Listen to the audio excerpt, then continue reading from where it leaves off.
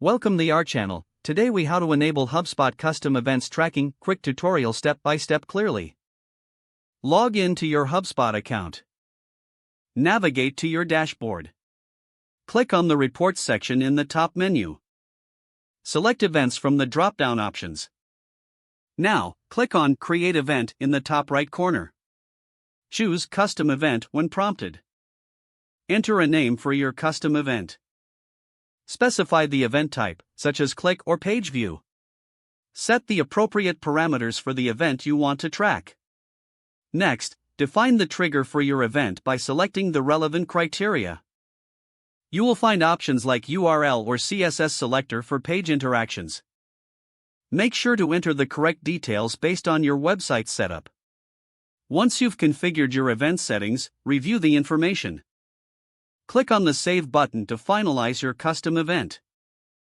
To test the event, navigate to your website. Perform the action you set as the event trigger.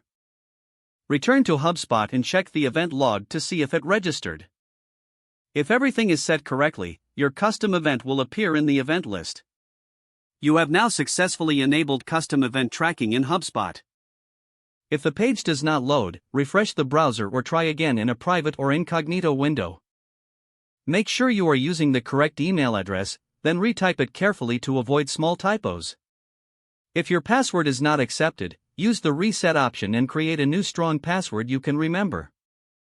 Check your spam folder for verification or security emails, then complete any requested confirmation steps. Enable two-factor authentication if available to improve account security and reduce unauthorized access risk. After signing in, review your profile details so your contact information and settings are accurate and current. If you see an error message, note it down and try again after restarting your device and internet connection. Log out when you finish, especially on shared devices, to keep your account and payment information secure. If the page does not load, refresh the browser or try again in a private or incognito window. Make sure you are using the correct email address, then retype it carefully to avoid small typos.